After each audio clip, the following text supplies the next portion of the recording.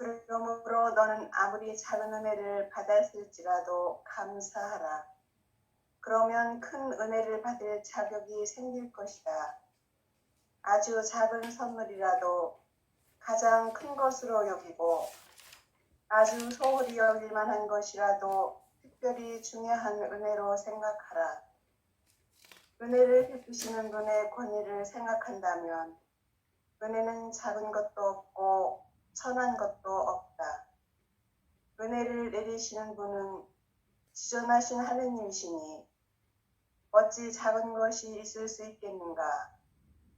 그분이 벌을 내리시고 매일 때리신다 할지라도 감사해야 한다. 하느님께서 우리에게 하시는 일은 무엇이든지 다 우리의 구원을 위하여 하시는 것이기 때문이다.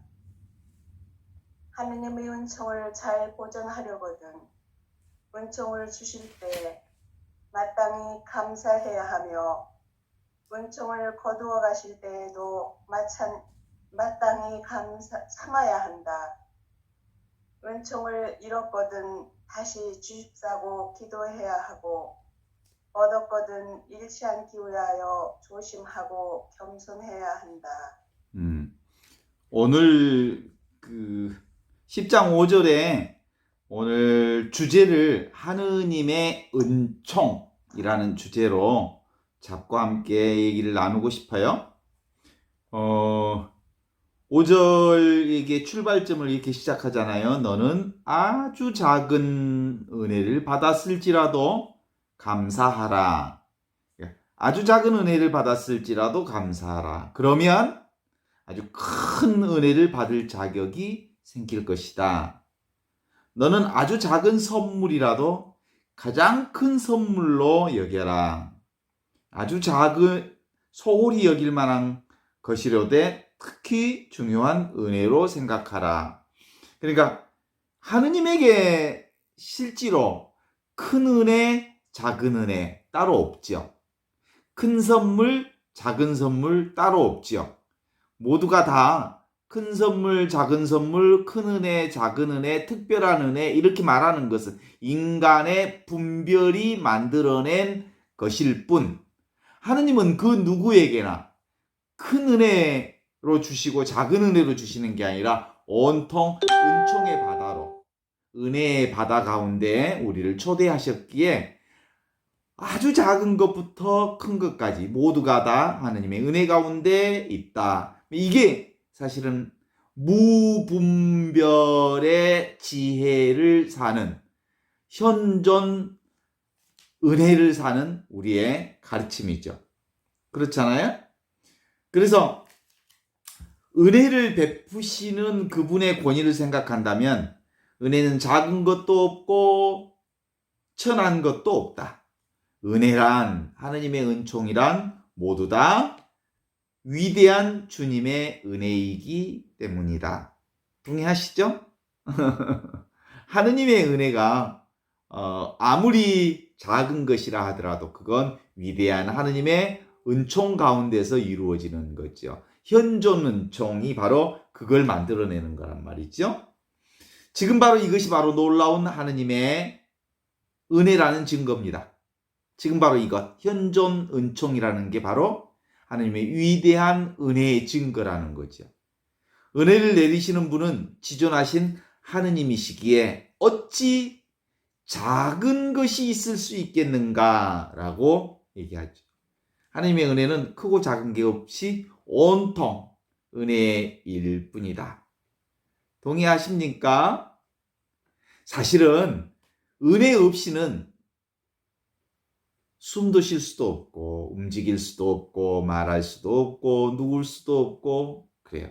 오늘 어떤 자매가 갑자기 119 실려가가지고 병원에 갔다고 그 얘기 들었는데 복막염이었나 봐요. 참을 수가 없었나 봐요. 119 혼자 불러서 가는데 사실은 복막염 그 창자가 터져버린 거잖아요. 복막. 대장이 터져버렸대요. 얼마나 아팠겠어요. 그것도 주변에 누구가 없었으니 혼자 119에 신고하는 과정들. 저도 사실은 119에 혼자 있다가 119에 실려간 적이 있거든요. 그때 그 정말 참을 수 없는 상황, 혼자 119에 신고해야 하는 그 상황, 그리고 그 아픔을 겪었던 그 상황을 너무 잘 알기 때문에, 그쵸? 숨 쉬는 것, 움직이는 것, 말하는 것, 온통 하느님의 은혜가 아니고서는 있을 수 없는 일이잖아요? 그래서 그분이 벌을 내리시고 매리를 때리신다 할지라도 감사해야 한다. 하느님이 벌을 내리고 하느님이 매를 때려요? 그건 인간의 조작질이에요. 생각이 그럴 뿐. 사실은 내가 하느님의 은혜에 대한 영적 감수성이 없기 때문에 하느님의 은혜를 깨닫거나 그것에 대해서 내가 공감하지 못할 뿐 하느님의 은혜는 나를 떠난 적이 없지요.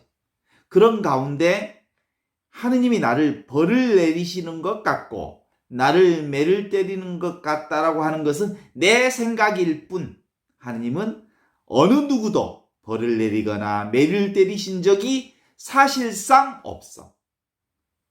동의하시나요? 실제로 그래요. 노사자매님은 아니래. 자기가 그래놓고 전부 하느님 탓하는 거야. 자기 생각이 그래요. 하느님은 절대로 우리에게 매를 든 적도 없고 벌을 내리신 적도 없어요. 하느님이 벌을 내리신 것 같은 그런 생각, 하느님이 내게 매를 든 것 같은 그 생각이 내게 시작된 거지. 그것은 하느님의 은혜에 대한 단절이 내 안에 시작되면서부터 하느님에 대한 사랑이 내 안에 느껴지지 않으면서 나타나는 생각의 조작질이지. 그래서 하느님의 은혜를, 온전한 은혜를 믿는 사람은 이렇게 고백해야 되는 거예요. 따라서 해봅니다. 이래도 감사, 저래도 감사, 일어나도 감사, 앉아도 감사, 코가 깨져도 감사, 모든 것이 감사. 왜냐하면 실제로는 내가 살아있는 한 내가 하느님의 은혜로부터 사실은 배제된 적이 한순간도 없기 때문이다. 그것을 오늘 준주성범에서는 이렇게 얘기합니다. 하느님께서는 우리에게 하시는 일은 무엇이든 다 우리 구원을 위해 하시는 일이기 때문이다. 하느님의 은총을 잘 보존하려거든 은총을 하느님이 주셨을 때 마땅히 감사해야 하며 또 하느님의 은총을 거두어 들이실 때도 마땅히 참아내야 한다. 하느님이 우리의 은총을 거둬 들이신다고요? No! 우리의 은총을 거둬들인 적이 없습니다. 누가? 하느님이 나의 은총을 거두어 가셨을 것만 같은 느낌을 내가 받았다는 거지. 내가 그 느낌 속에 빠져 있는 거지. 하느님이 나의 은총을 거두어 가신 적이 없어요.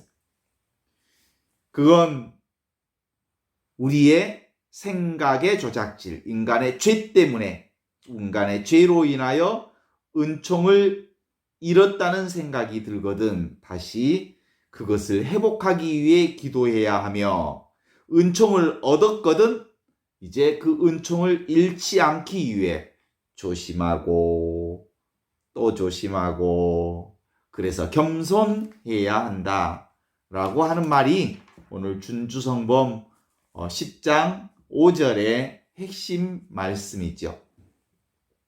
지금 바로 이거 현존은총이라고 하는 게 그렇다면 뭔가라고 하는 점에 대해서 함께 얘기를 나누고 싶은데 이 현존은총은 없던 은총, 모르던 은총, 새로운 은총을 아는 게 아니라 이미 내게 주어져 있는 온전한 하느님의 은총, 이미 나의 삶 전반을 점령하고 있는 하느님의 사랑에 대한 그것을 내가 깨달아 가는 것. 그것이 현존은총에 대한 표현이죠. 현존은총의 깨달음은 인간의 어리석음, 인간의 어두움, 죄로 인하여 인간의 생각의 조작질에 인하여 살고 있는 무명의 세계에 살고 있단 말이죠. 어둠의 세계에 살고 있는 우리 인간이 하느님을 체험하는 방식이죠. 근데 이제 하느님을 체험하는 방식이 아빌라의 성녀 데레사의 방식처럼 어두운 밤의 과정을 거치는 거예요. 이제 어두운 밤의 과정이란 하느님이 없는 것 같은, 그리고 아무것도 없는 것 같은 거의 침묵, 어둠의 침묵, 그런 과정을 겪을 때 없이 계시는 하느님을 만나는 체험. 하느님은 어떻게 계신다고요? 없이 계셔. 없는데 계셔. 그렇다면 그 없는데 계시는 하느님을 만나는 방법 역시 내가 없어야 돼. 내가 따로 있다는 생각이 없어야 비로소 없이 계시는 하느님을 만나는 체험. 이게 바로 어둠 밤의 체험이에요. 어둠 밤의 은혜라고 볼 수 있죠. 그때 비로소 우리의 어리석음으로부터 다시 회복되어서 아하, 하느님이 여기 살아계셨는데 내가 모르고 있었구나. 하느님이 온통 나의 삶 전반을 은총으로, 당신 사랑으로 나를 보살피고 계셨는데 내가 모르고 있었구나 라고 하는 것을 알아차리는 것. 이게 현존은총이죠. 늘 얘기하지만 내가 따로 있다, 나와 세상이 따로 있다고 하는 이 생각이 뭘 만들어내냐면 불만족, 불안, 초조, 인간의 생각, 내 감정, 그리고 나의 오간의 온갖 감정의 변화를 만들어내는 거죠. 이것이 내가 따로 있다라는 이 생각이 만들어내는 것이란 말이에요. 그런데 어둠 밤의 과정을 거치면 실제로 내가 따로 있는 게 아니구나. 이게 바로 있는 그대로, 지금 이대로 나의 인간의 모든 것이 하느님의 현존이구나라는 걸 알아차리는 과정을 겪는 거죠.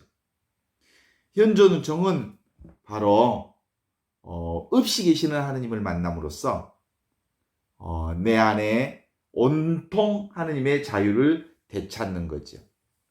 인간의 불만족은 어디서 와요? 생각에서 온 거잖아요.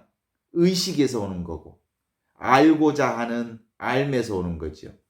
그래서 인간의 알고자 하는 암, 생각, 의식을 내려놓을 때, 아무것도 하지 않고 멈출 때 비로소 그분께서 우리에게 내려주시는 선물로서 오시는 것이기에, 그래서 은총, 공짜로 주시는 은총, 그라시아, 그냥 내 노력에 의해서 만들어진, 그리고 받아내는 선물이 아니고 하느님이 거저 주시는 것으로 받을 수 있는 선물이기에 그걸 은총이라고 한다라는 거죠.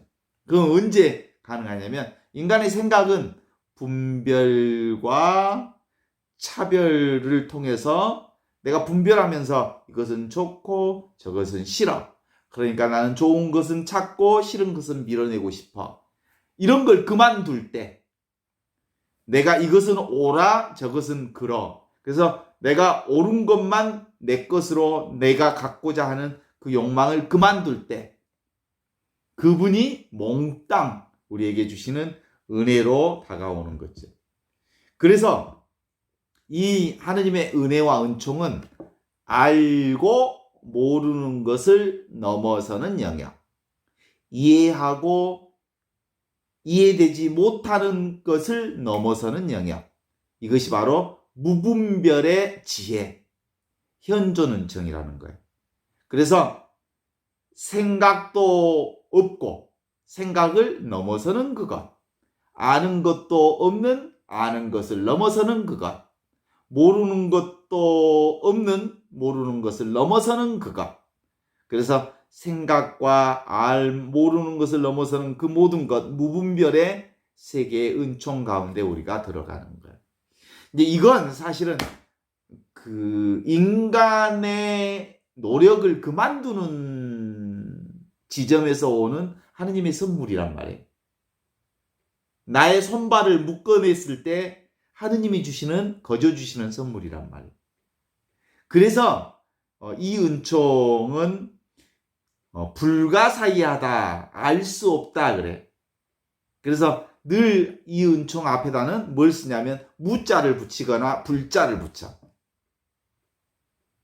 그쵸?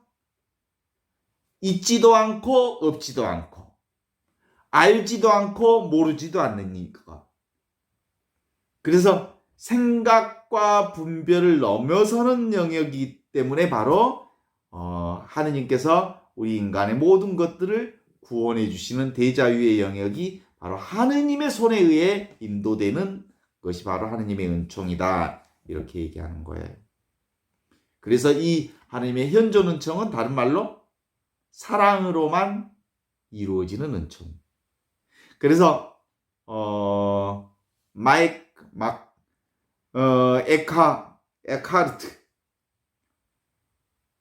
에카르트가 하는 말처럼 하느님은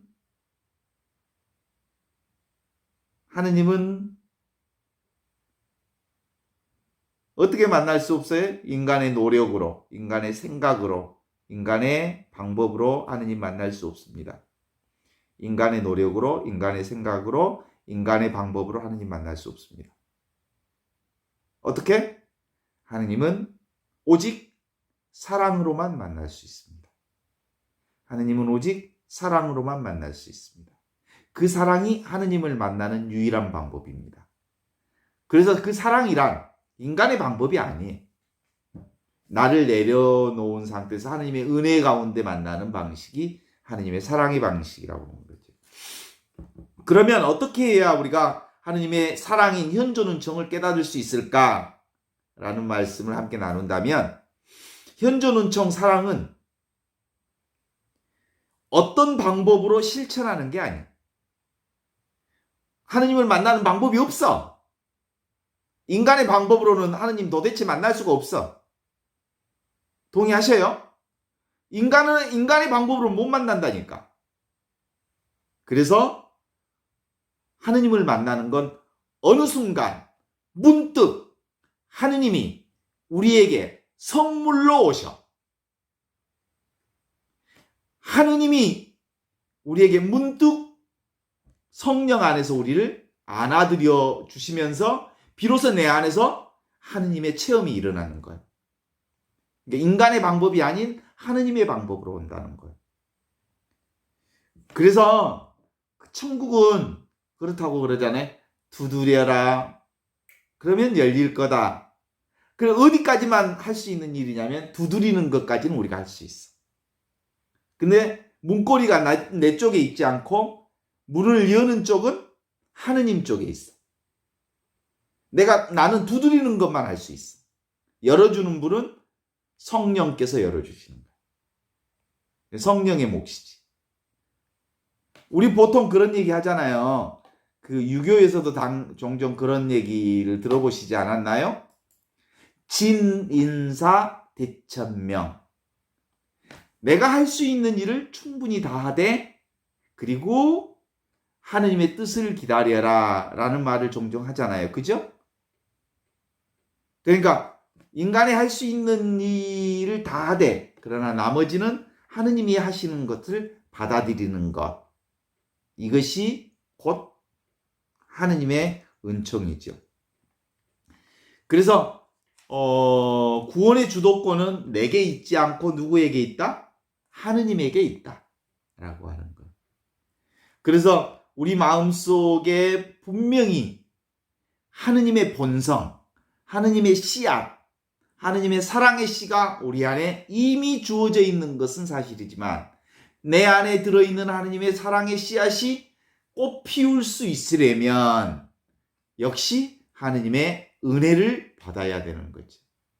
그래서 기본적으로 하느님을 만나고 하느님의 꽃을 피우고 하느님의 사랑의 열매를 피워내는 것은 뭐예요? 내가 하는 건 나의 노력은 필요 조건이기는 하지만 충분 조건은 아니에요. 충분 조건은 누가 협력해 주어야 충분한 하느님의 은총이 우리 안에 온다고요? 하느님의 성령께서 우리를 열어주셔야. 그래서 내가 아무리 노력하는 것, 내가 노력하는 것, 내가 발심을 내는 것, 내가 정말로 구원의 역사를 살고자 하는 그 발심을 여는 것은 내 몫이지만 그렇다고 해서 발심을 낸다고 해서 모두 다 하느님의 은혜 안에 그러니까 은혜를 발견하는 건 아니지. 그래서 없이 계시는 하느님이기 때문에 현존 은총을 가지신 그리스도 예수의 스승님의 인도하심이 필요한. 왜냐하면 예수님이야말로 현존을 온전히 사셨던 분이란 말이에요. 현존을 사신 분이니까 온전한 현존을 사신 그분의 말씀대로 우리가 다시 하느님의 현존 안에 들어갈 수 있는 거지. 이 하느님은 생각으로 알 수 없잖아요. 우리 머리로 이해할 수 없잖아요. 그렇지만 이미 하느님의 현존 은총을 사신 그분 앞에 함께 현존을 살아낼 수 있잖아요. 그걸 뭐라고 그래? 나는 포도나무요 너희는 가지다. 가지가 나무에 붙어 있으면 많은 열매를 맺지만 붙어 있지 않으면 말라 비틀어져서 나중에 내치워버린다. 그래서 기본적으로 예수 그리스도가 현존이란 말이에요. 어떻게 현존이냐면 삼위일체 현존이 된 거잖아요. 성부 하느님께서 성자가 되셨는데 어떻게? 성령으로 하느님과 온전히 하나 되신 구원의 현존 역사를 사신 분이 예수님이고 지금도 이 순간도 우리와 함께 현존하고 계시기에 그분 안에서 현존이 우리 안에 온전히 체득될 수 있죠. 사실은 깨닫고 싶어하는 마음은 누구 마음? 우리 마음. 근데 깨달아지는 것은 성령의 도우심. 그리고 이 성령은 현존 은총을 사신 예수 그리스도를 만나 그리스도의 가르침을 받아야 그분의 사랑을 살 수 있다라는 거죠. 그래요. 이미 우리는 하느님 나라 안에서 실제로 살고 있어. 그걸 깨우치기만 하면 돼. 그래서 예수 그리스도를 우리의 스승으로 보내주신 하느님께 지극한 감사를 드려야 할 거죠. 그래서 길이요 진리요 생명이신 그분이 나의 생명이 되었고 내 길이 되었고 나의 진리가 되었던 것처럼 이미 그분을 통해서 나 역시도 뭐가? 길이요 진리요 생명이 내게 이미 주어졌다라는 것을 알게 된 거죠. 이건 뭐예요? 내가 태어나기 전부터 있었던 진리죠. 이걸 뭐라고 해요? 본래 면목이라고 해요. 본래 하느님의 나라가 이미 이루어졌다라고 하는 점에서 본래 면목이라는 말을 옛날 사람들은 쓴 거예요. 하느님 나라가 이미 열려 있었어요. 그래서 이걸 부모미생전 본래면목이라 그랬어요. 부모가 나를 낳기 전부터 이 하느님 나라가 이미 우리 안에 주어져 있었더라. 그러니까 우리는 예수 그리스도와 함께 이 하느님 나라를 살기만 하면 돼. 오케이? 그래. 그래서 영성 강의를 우리가 함께 하면서 가장 좋은 선생은 설명을 잘하는 선생님이 아니에요. 진짜 좋은 선생은 어떤 선생이냐면 안 뺏기겠다라고 하는 것을 소유하고 있는 자기만의 것을 자기 생각을 가지고 있는 걸 빼앗아 버리는 선생이 최고의 선생. 그러니까 실제로 모든 사람들은 자기 생각 때문에 하느님 나라를 체험하지 못하고 있거든. 생각을 내려놓게 하는 선생, 자기의 고집을 내려놓게 하는 선생, 그리고 자기가 가진 것을 다 깨부셔버리는 선생, 이게 최고의 선생이거든. 네가 가지고 있는 거 다 내려놔라. 그래서 이미 하느님 나라는 다 드러나 있고, 그래서 그럼에도 불구하고 알 수 없고 이해할 수 없는 거여서 실제로 예수 그리스도의 현존 영성 안에서 우리가 사는 이거야말로 온전한 축복으로 우리에게 이루어지는 것이다 라는 생각을 하게 되지요. 늘 그런 생각이 들어요. 거울 생각해 보셨죠? 수정 거울. 거울은 뭐예요? 다 나타내 보여주죠. 그게 현존이에요. 그런데 거울 속에 있는 그것은, 거울 속에 있는 모습들은 사실이 아니에요. 오직 뭐만? 거울만 있을 뿐이에요. 그리고 거울 속에 있는 모습들은 모습이 아닌 것을 알면 거울 속에 있는 모습에 매이지 않게 되는 거죠. 우리 인간사의 세상이 그래요. 지금 바로 이것이 뭐라고? 거울이에요, 거울. 내가 보는 거울. 나의 거울이에요. 지금 바로 이것이. 현존이. 그리고 내가 보는 그림, 그리고 이미지, 만나는 사건, 상황, 조건, 그리고 만나는 모든 일들. 그건 뭐예요? 거울 속의 이미지야. 근데 우리는 대부분 거울 속의 이미지를 붙들고 울고 불고 난리를 치지. 울고 불고 난리를 치는데 그것이 그냥 모습인 줄만 안다면, 그래. 그게 모습인 줄만 안다면, 그것에 매이지만 않는다면 자유로울 수 있다. 이렇게 보는 거죠. 동의하시죠? 우리가 롯데 복권에 당첨될 때 막 50억을 롯데 복권에서 당첨됐다. 상상할 수 없는 여러 가지 것들을 막 해볼 수 있겠지. 근데 50억짜리 로또 복권을 당첨했다는 것은 상상할 수 있지만 그 실제로 지금 현실로 이루어져 있지 않는 것인 줄 알기에 그것이 허상이구나라는 것을 알죠? 동의하시나요?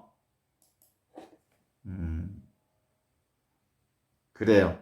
그러면 저절로 우리는 매이지 않게 되죠.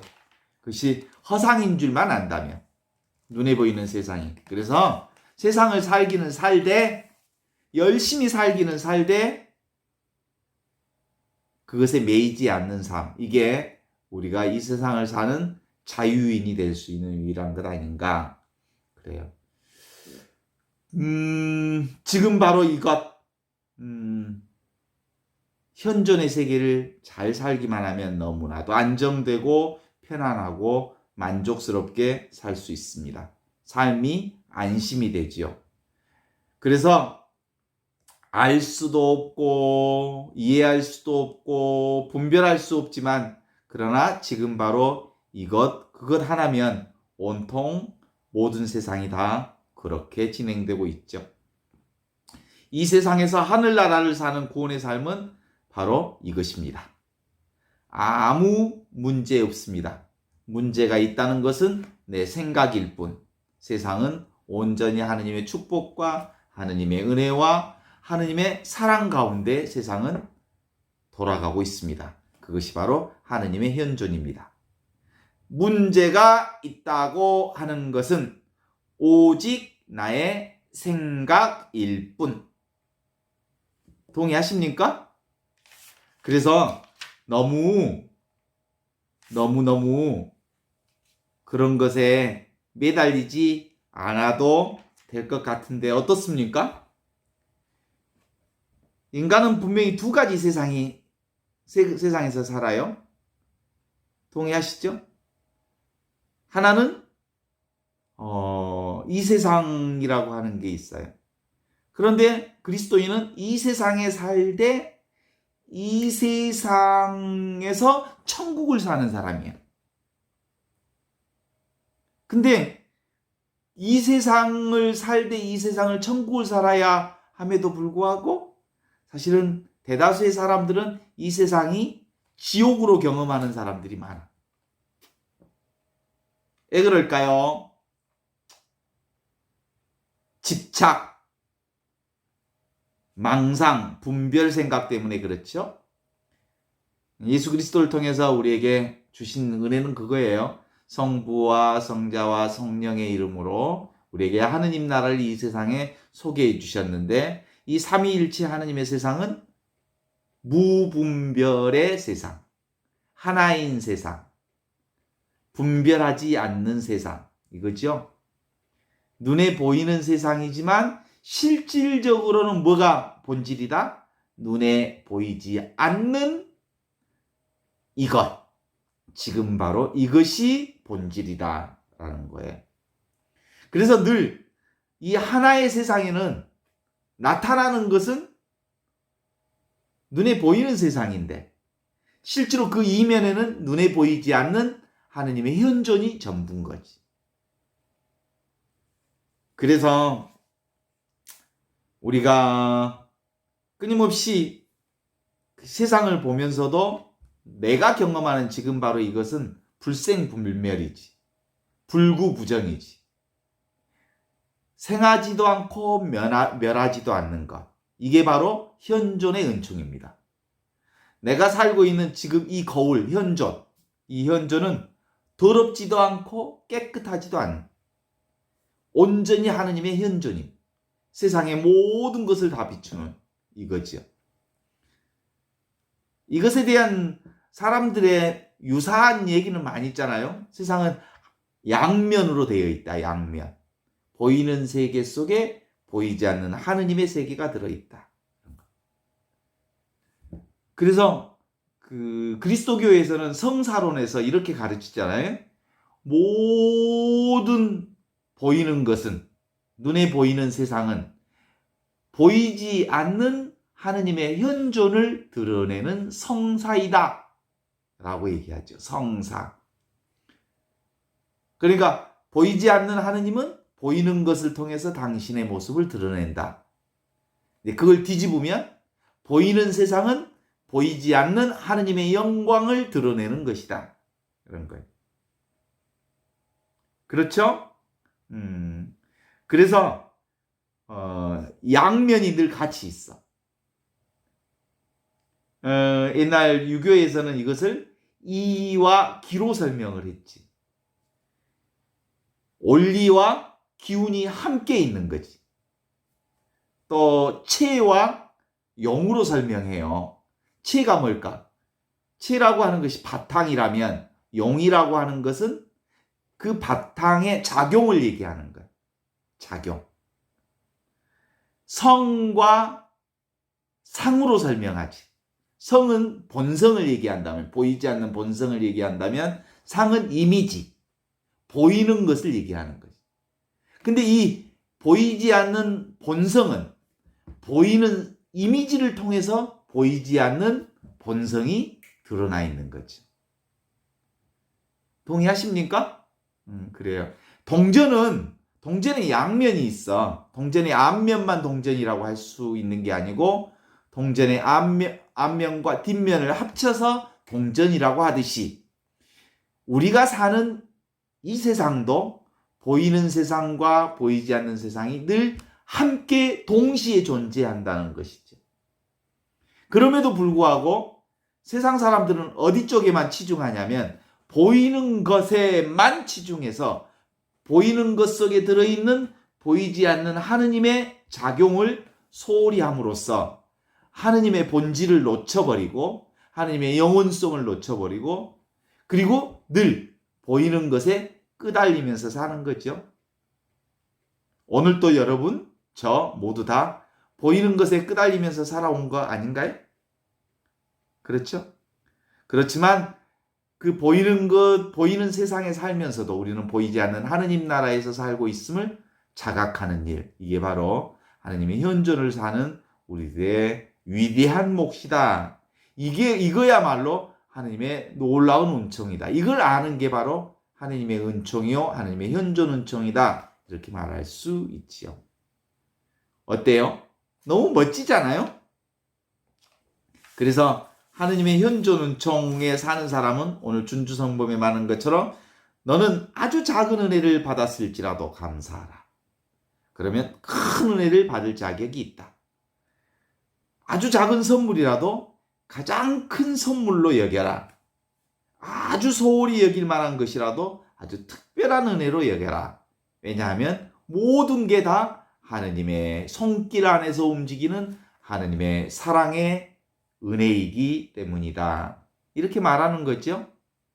그래서 우리가 그 은혜를 베푸시는 그분의 권위를 생각하면 은혜 가운데는 큰 은혜도 작은 은혜도 천한 것도 작은 것도 없이 모두 다 위대한 하느님의 은혜 가운데 살고 있다라는 것을 안다면 일어나도 감사, 앉아도 감사, 일어나도 감사, 넘어져도 감사, 코가 깨져도 감사, 모든 것이 감사. 이 감사가 온 몸에 배이면, 모든 것이 감사로 몸에 배이면 아주 작은 것에 감동 또 감동. 이 감동이 몸에 배이면 감탄하게 되지요. 아주 작은 것에 감탄하게 되지요. 아주 조그만한 하느님의 손길에도 감탄하게 되지요. 감탄하게 되면 모든 것이 하느님으로부터 오는 감복의 역사를 살게 된다라고 하는 것이 현존은총의 중요한 몫이다. 이렇게 생각을 합니다. 오늘 여기까지 말씀드린